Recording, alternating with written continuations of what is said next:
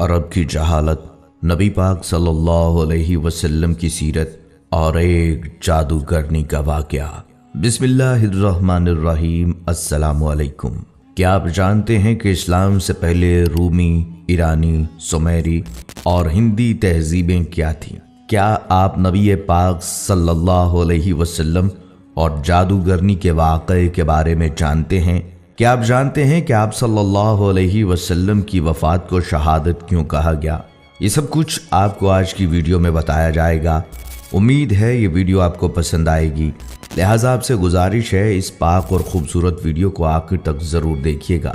ناظرین، یہ عرب کی سرزمین کی کہانی ہے جس کی نہ کوئی تہذیب تھی نہ تمدن تھا، بلکہ یہ خطہ پوری دنیا سے الگ تھلگ ہو چکا تھا۔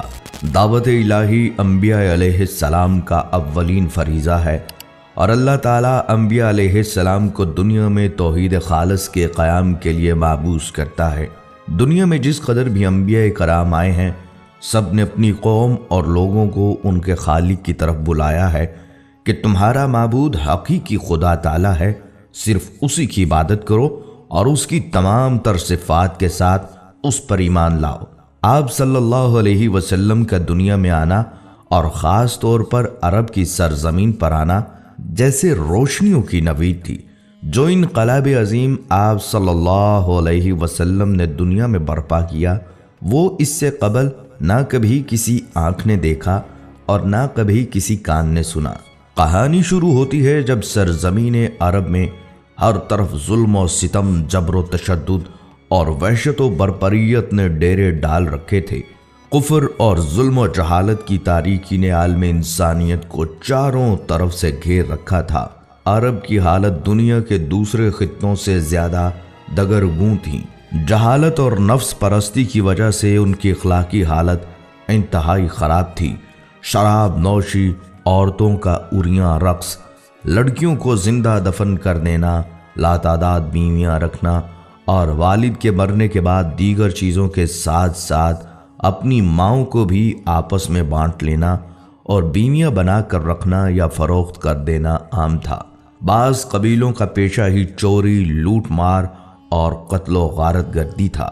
جو عورت بیوہ ہو جاتی اسے 1 سال کی عدت گزارنا پڑتی اور اسے نہایت منحوس سمجھا جاتا۔ 1 سال تک اسے غسل اور منہ ہاتھ دھونے کے لیے پانی تک نہ دیا جاتا، نہ پہننے کے لیے لباس فراہم کیا جاتا۔ جیسے کہ حدیث پاک میں ہے، جب کسی عورت کا خاوند مر جاتا تو اس کو ایک کوٹھڑی میں داخل کر دیا جاتا۔ وہ خراب کپڑے پہن لیتی اور خوشبو کو ہاتھ نہ لگاتی، یہاں تک کہ 1 سال گزر جاتا۔ لوگ بچیوں کو زندہ درگور کر دیتے تھے۔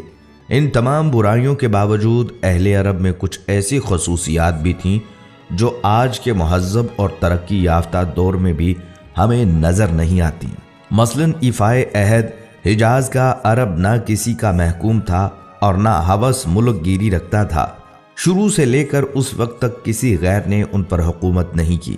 اہل عرب کی مہمان نوازی اپنے اور بیگانوں کے لیے عام تھی، لیکن ان سب خوبیوں کو ان کی بدکرداری، ظلم و عیاشی نے اپنے ناپاک دامن میں چھپا رکھا تھا، کیونکہ بے شمار برائیوں میں چند خوبیاں دب کر رہ جاتی ہیں۔ مزید یہ کہ ان کے نزدیک اچھائی اور برائی میں کوئی فرق نہ تھا، وہ ہر کام عادتاً کرتے تھے۔ یہی کیفیت ان کی مذہبی دنیا میں بھی تھی۔ مذہبی ذوق کی تسکین کے لیے انہوں نے بت تراش رکھے تھے، مگر پرستش کے باوجود وہ اپنے معبودوں کے تابع نہیں تھے۔ جو من میں آتا کر ڈالتے۔ نسلی تفاخر اپنی آخری حدوں کو چھو رہا تھا۔ وہ ہر غیر عرب کو گونگا کہا کرتے تھے۔ الغرض انسانیت، آمریت اور شہنشاہیت کے ظلم کا شکار تھی۔ شرف انسانی کی ہر قدر پامال ہو چکی تھی۔ عرب ہی نہیں، پوری دنیا ظلم و جبر کا منظر پیش کر رہی تھی۔ انسانی حقوق کا ہر تصور حکمرانوں کی انا کی گرد میں گم ہو چکا تھا۔ قبل از بعثت محمدی صلی اللہ علیہ وسلم، روم اور ایران اپنے وقت کی عالمی طاقت کی حیثیت رکھتے تھے۔ اپنے وقت کی یہ سپر پاورز تہذیب نسل انسانی کے ارتقاء کی بجائے چھوٹے اور کمزور ممالک پر غلامی کی سیاہ رات مسلط کر کے ایک غیر فطری احساس برتری کے لا علاج مرض میں مبتلا تھیں۔ طبقاتی کشمکش تمام قباحتوں کے ساتھ ابن آدم کا مقدر بنی ہوئی تھی۔ समाजी बुराइयों का चुंगल ज़हन इंसानी तक मोहित हो चुका था। 4वीं सदी ईस्वी में नसरानी हज़रत ईसा अलैहिस्सलाम की तालीमात से बहुत दूर हो चुके थे। यूनानी खराफात से लेकर रोमी बुत परस्ती तक हर बुराई को ईसाई दुनिया ने अपने गले से लगा रखा था। ईसाई मजहब चंद बेजान अकायद और बेकैफ मरासम तक महदूद होकर रह गया था। रोम की मशरकी रियासत में इज्तमाई बदनज़मी अपनी इंतहा को पहुंच चुकी थी। मजबूर और बेबस अवाम के सब्र का पैमाना लबरेज हो चुका था और बड़े पैमाने पर फसादात शुरू हो चुके थे। नाज़रीन, इस्लाम एक मुकम्मल दीन और तरीक़ा ज़िंदगी है। इसका पेश करदा निज़ाम फ़िक्र व अमल हर दौर के इंसान की इनफरादी और इज्तमाई ज़िंदगी के हर पहलू के लिए काबिल अमल है। इस्लाम का पैरोकार इस बात का पाबंद है कि अपनी ख्वाहिशात को अल्लाह के दीन के ताबे कर दे और किसी भी ख्वाहिश की तकमील और तस्कीन के लिए सिर्फ वही रास्ता और तरीक़ेकार अपनाए जिसका तयन दीन में किया गया है। अल्लाह ताला का इरशाद है, ऐ लोगो जो ईमान लाए हो, दायरा इस्लाम में पूरे के पूरे दाखिल हो जाओ। और रसूलुल्लाह सल्लल्लाहु अलैहि वसल्लम ने फरमाया, तुम में से कोई भी उस वक्त तक मोमिन नहीं हो सकता जब तक उसकी ख्वाहिश मेरी लाई हुई तालीमात के ताबे ना हो जाएं। आप सल्लल्लाहु अलैहि वसल्लम की ज़िंदगी में हर शोबे से वाबस्ता अफराद के लिए रहनुमाई है। आप सल्लल्लाहु अलैहि वसल्लम दाई थे और मुरब्बी भी, काजी भी थे और जाहिद भी, सियासतदान भी थे और हुक्मरान भी, सिपाही थे और रहनुमा भी, बाप भी थे और शोहर भी थे। लिहाजा अगर आप दाई हैं तो सीरत नबी सल्लल्लाहु अलैहि वसल्लम के मुतालिया से दावत के कई उसलूब मिलेंगे। मालूम होगा कि कलमा तौहीद की सरबुलंदी की खातिर तकलीफ और आजमाइश के मौके पर एक दाई का सही किरदार क्या होना चाहिए। अगर आप ख़ानदान, कबीले या फ़ौज की क़यादत कर रहे हैं या ज़माम हुकूमत संभाले हुए हैं तो मुतालिया सीरत से एक मजबूत निज़ाम और मुस्तहकम असलूब मिलेगा। रसूलुल्लाह सल्लल्लाहु अलैहि वसल्लम ने अपनी उम्र के 15वें साल में ही अमन के एक मुआहदे में शिरकत की। अमीर, गरीब, सरदार और ग़ुलाम के लिए एक ही कानून वज़ा किया। रफ़ाही खिदमात में पेश रहे एक मुकम्मल मुआशी निज़ाम पेश किया जिसके मुताबिक तिजारत करके मुसलमानों ने ज़माम तिजारत, जिस पे बहुत अरसे से यहूदी काबिज़ थे, अपने हाथ में ले ली। मुख्तसर ये कि रसूलुल्लाह सल्लल्लाहु अलैहि वसल्लम की कोशिशों के नतीजे में जज़ीरतुल अरब, जो गोया एक मैदान जंग था, अमन का गहवारा बन गया। जहां भाई भाई का दुश्मन था वहां पूरा मुआशरा बाहम शिरो शुक्र हो गया। मुआशरे में ये तब्दीलियां कैसे आई, ये जानने के लिए भी मुतालिया सीरत इंतहाई ज़रूरत है।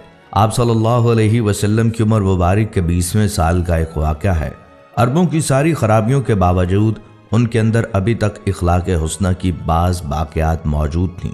जुल्म के खिलाफ कभी कभार उनकी रगे हमीयत जाग उठती थी और वो जालिम से मजलूम का हक दिलाने के लिए सीना सपर हो जाया करते थे। कबीला बनु जुबैद का एक शख्स कुछ माले तिजारत लेकर मक्का आया। उसकी बेटी भी उसके साथ थी। उस ताजर से उसका सामान मक्का के मशहूर और मालदार सरदार आस बिन वाइल ने खरीद लिया, लेकिन उसने सीना जोरी करते हुए उस जुबैदी ताजर की बेटी को भी अपने कब्जे में ले लिया।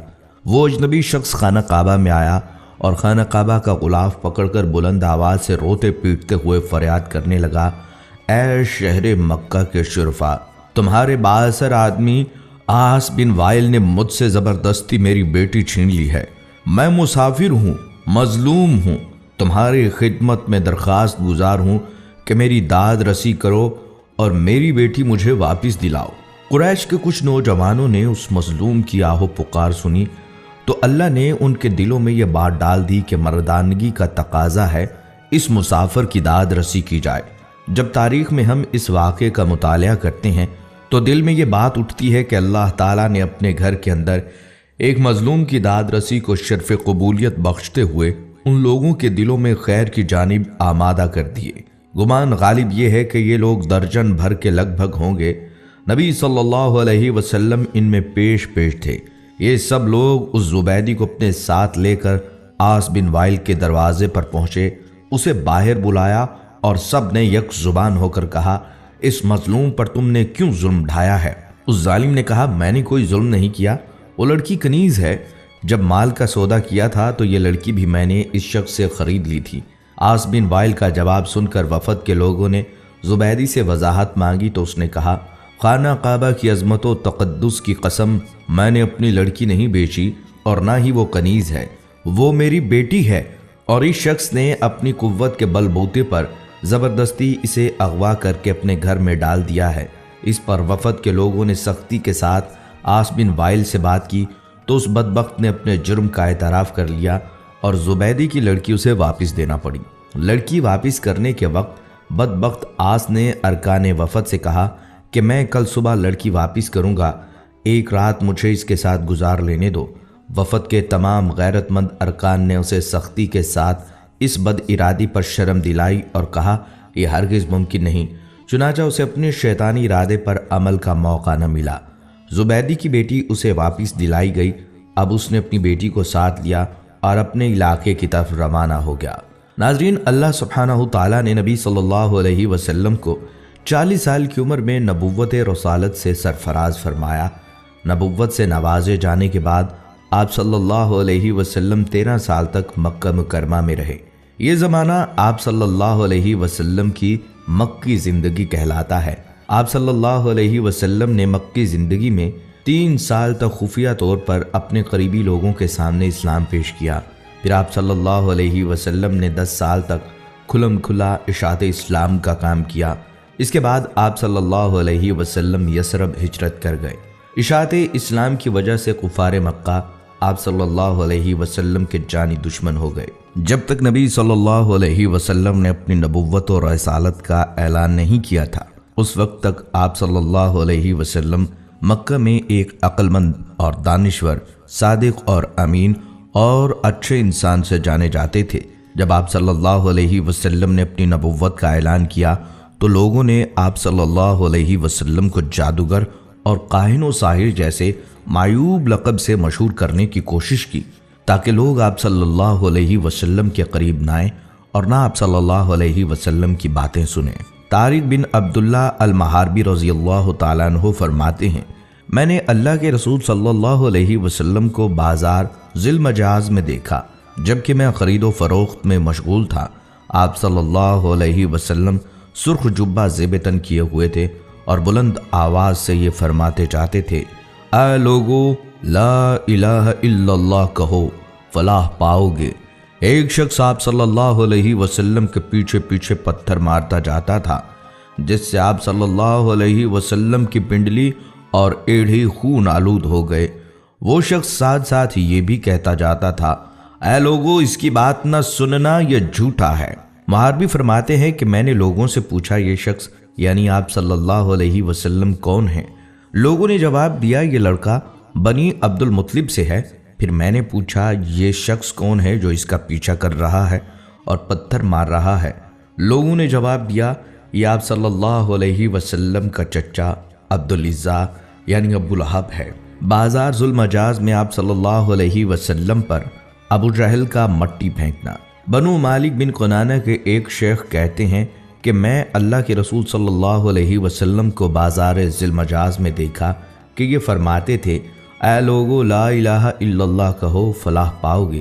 راوی فرماتے ہیں کہ ابو جہل آپ صلی اللہ علیہ وسلم پر مٹی پھینکتا تھا اور یہ کہتا تھا، اے لوگو خیال رکھنا یہ شخص تم کو تمہارے دین کے حوالے سے دھوکہ نہ دے دے، کیونکہ اس کا ارادہ ہے کہ تم لات و عزا کو چھوڑ دو، جبکہ رسول اللہ صلی اللہ علیہ وسلم اس کی طرف ذرہ برابر بھی التفات نہیں فرماتے تھے۔ ایک دفعہ نبی کریم صلی اللہ علیہ وسلم کعبہ شریف کے پاس نماز ادا کر رہے تھے۔ ابو جہل اور اس کے ساتھی وہاں بیٹھے تھے۔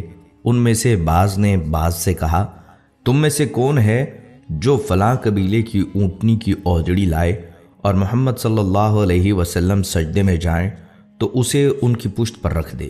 عقبہ بن ابی معیط جو نہایت بدبخت، شقی القلب اور ملعون تھا، وہ وہاں سے اٹھا اور اوجڑی لے کر آیا۔ پھر وہ آپ صلی اللہ علیہ وسلم کے سجدے کا انتظار کرنے لگا۔ جب آپ صلی اللہ علیہ وسلم نے سجدہ کے لیے اپنے چہرہ مبارک کو زمین بوس کیا تو اس نالائق نے اس اوجڑی کو آپ صلی اللہ علیہ وسلم کی پیٹھ پر کندھوں کے درمیان رکھ دیا۔ آپ صلی اللہ علیہ وسلم اس کے بوجھ کی وجہ سے اٹھ نہیں پا رہے تھے، سجدے کی ہی حالت میں پریشان تھے۔ دوسری طرف ابو جہل اور اس کے بے غیرت ساتھی سب کے سب ہنسنے اور ٹھاٹھے مارنے میں مصروف تھے۔ حضرت عبداللہ بن مسعود رضی اللہ تعالیٰ عنہ یہ سب کچھ دیکھ رہے تھے، مگر اپنی کمزوری اور ظالموں کے خوف سے رسول خدا صلی اللہ علیہ وسلم کا دفاع کرنے سے عاجز تھے۔ پھر آپ صلی اللہ علیہ وسلم کی لخت جگر حضرت فاطمہ رضی اللہ تعالیٰ عنہ آئیں اور اوجڑی کو آپ صلی اللہ علیہ وسلم کی پشت مبارک سے ہٹایا۔ حضرت عروہ بن زبیر رحمۃ اللہ علیہ نے عبداللہ بن عمر بن عاص رضی اللہ تعالیٰ عنہ سے پوچھا، مجھے اس سخت تکلیف سے باخبر کیجئے جس سے مشرکین نے آپ صلی اللہ علیہ وسلم کو دوچار کیا۔ انہوں نے فرمایا، ایک بار نبی صلی اللہ علیہ وسلم حتیم میں نماز ادا کر رہے تھے، اچانک عقبہ بن ابی معیط آیا اور آپ صلی اللہ علیہ وسلم کی گردن میں اپنا کپڑا ڈال دیا۔ پھر اس نے سخت طریقے سے آپ صلی اللہ علیہ وسلم کا گلا گھونٹا۔ پھر ابو بکر رضی اللہ تعالیٰ عنہ آئے اور انہوں نے عقبہ کا موڈھا پکڑا اور اس کو نبی صلی اللہ علیہ وسلم سے ہٹایا اور فرمایا، کیا تم مار ڈالو گے اس شخص کو اس وجہ سے کہ وہ کہتا ہے کہ میرا رب اللہ ہے؟ اپنی زندگی میں رسول اللہ صلی اللہ علیہ وسلم اور ان کے ساتھیوں کو ان کے عقائد کی وجہ سے ستایا گیا، ان کا بائیکاٹ کیا گیا، یہاں تک کہ آپ پر براہ راست حملے بھی کیے گئے۔ ان چیلنجز کے باوجود رسول اللہ صلی اللہ علیہ وسلم امن اور سماجی انصاف کا پیغام پھیلانے کے عزم سے کبھی پیچھے نہیں ہٹے۔ انہوں نے اپنی اہلیہ اور قریبی ساتھیوں کی وفات سمیت کئی غم اٹھائے، یہاں تک کہ اپنے پیروکاروں کے ساتھ مل کر مساوات، انصاف اور بھائی چارے کے اصولوں پر مبنی ایک نیا معاشرہ قائم کرنے میں کامیاب ہو گئے۔ ناظرین، ایک یہودی جس کا نام لبید بن عاصم یہودی تھا، اس نے حضور اقدس صلی اللہ علیہ وسلم پر جادو کر دیا۔ بعض روایات میں آتا ہے لبید بن عاصم یہودی جس نے نبی صلی اللہ علیہ وسلم پر جادو کیا تھا، اس نے اپنی لڑکیوں کو جادو سکھایا تھا اور ان لڑکیوں نے تانت کے دھاگے کو لے کر اس میں گرہیں باندھی تھیں اور اس تانت کے دھاگے کو کنگھے کے اندر لگا دیا تھا۔ اس جادو کی وجہ سے نبی صلی اللہ علیہ وسلم کی طبیعت کچھ ناساز ہو گئی، اور ناساز اس طرح ہوئی کہ بعض اوقات وحی کے علاوہ دیگر امور میں آپ صلی اللہ علیہ وسلم ایک کام کر لیتے مگر خیال ہوتا تھا کہ نہیں کیا۔ ایک دن آپ صلی اللہ علیہ وسلم نے حضرت عائشہ صدیقہ رضی اللہ تعالیٰ عنہما سے فرمایا کہ مجھے جو تکلیف چل رہی ہے اس کے بارے میں اللہ تبارک و تعالیٰ نے مجھے خواب میں اس کا اصل سبب بتا دیا ہے۔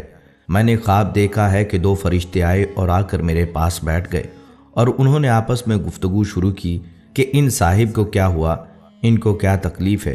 دوسرے فرشتے نے جواب دیا کہ ان پر کسی نے جادو کر دیا ہے۔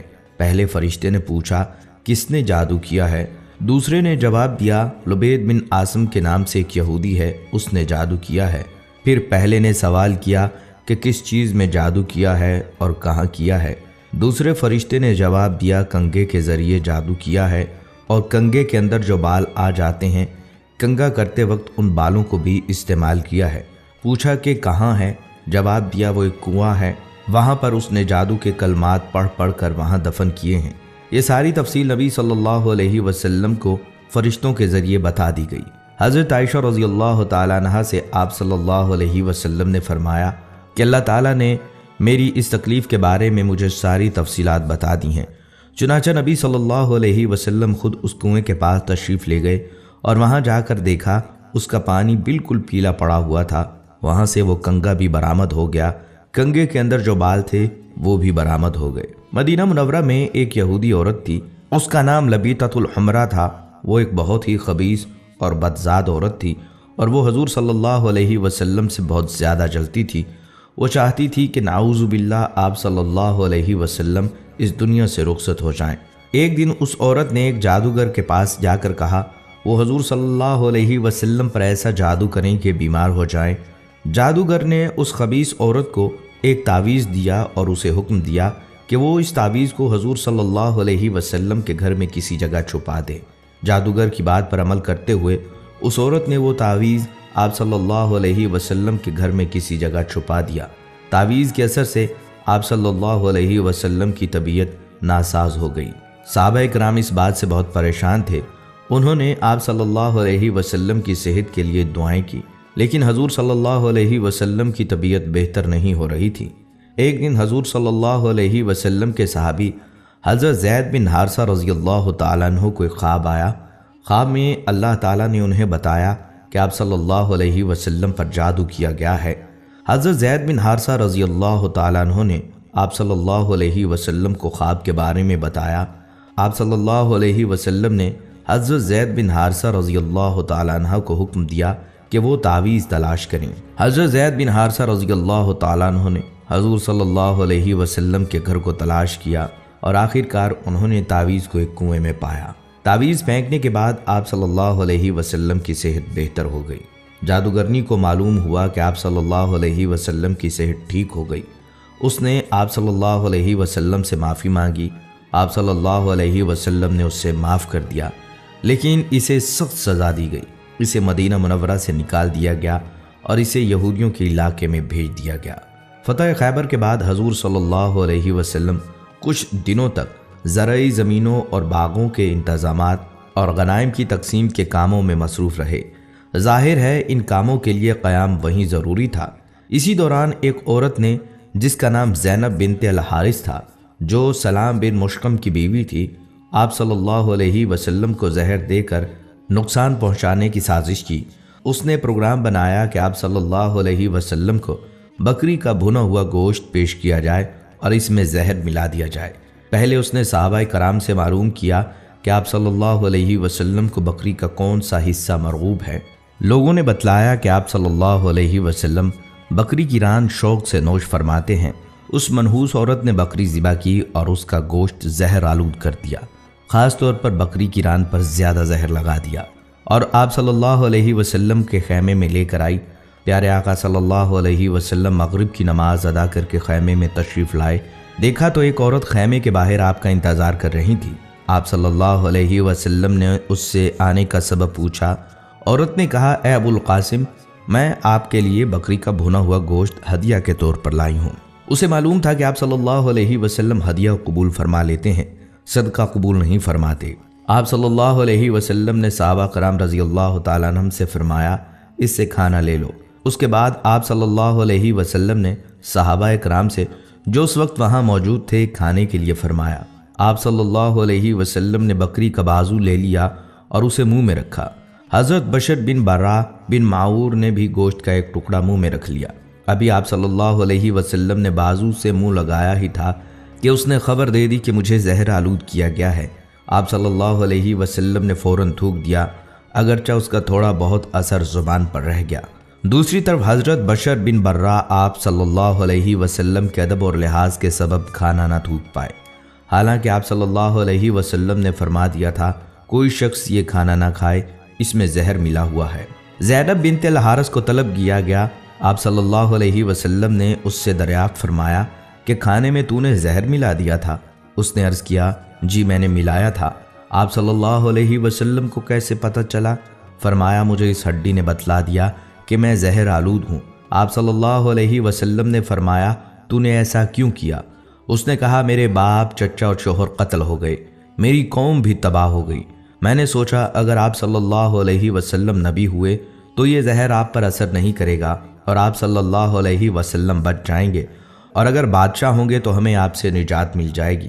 آپ صلی اللہ علیہ وسلم نے اسے کچھ نہیں کہا اور جانے دیا۔ صحابہ رضی اللہ تعالیٰ عنہم نے عرض بھی کیا کہ اس کو سزا ملنی چاہیے، مگر آپ صلی اللہ علیہ وسلم نے درگزر سے کام لیا۔ انبیاء کرام کی یہی شان ہوتی ہے، اور ہمارے حضور صلی اللہ علیہ وسلم تو وہ درگزر میں سب سے بڑھ کر تھے۔ جن صحابہ کرام نے گوشت منہ میں رکھ کر تھوک دیا تھا ان پر زہر کا اثر کم تھا۔ آپ صلی اللہ علیہ وسلم نے ان سے فرمایا کہ سر میں پشنے لگوائیں، یعنی فاسد خون نکلوا دیں۔ صحابہ کرام نے ایسا ہی کیا، لہٰذا حضرت بشر بن برا زہر کے اثر سے وفات پا گئے۔ رسول اللہ صلی اللہ علیہ وسلم اس واقعے کے بعد 3 برس تک حیات رہے، لیکن اس زہر کا اثر محسوس فرماتے رہے، یہاں تک کہ مرض وفات میں اس کا اثر کچھ زیادہ ہی محسوس فرمایا۔ ایک روز حضرت عائشہ رضی اللہ تعالیٰ عنہا سے فرمایا، اے عائشہ، میں نے خیبر میں جو کھانا کھا لیا اس کا اثر آج تک محسوس کر رہا ہوں۔ اسی لیے علماء کرام فرماتے ہیں کہ آپ صلی اللہ علیہ وسلم نے شہادت پائی۔ ناظرین کرام، یہ تھی ہماری آج کی ویڈیو، امید ہے آپ کو پسند آئی ہوگی۔ اگر آپ کو یہ ویڈیو پسند آئی ہے تو ہمارے چینل کو سبسکرائب کریں اور اس ویڈیو کو باقی دوستوں کے ساتھ ضرور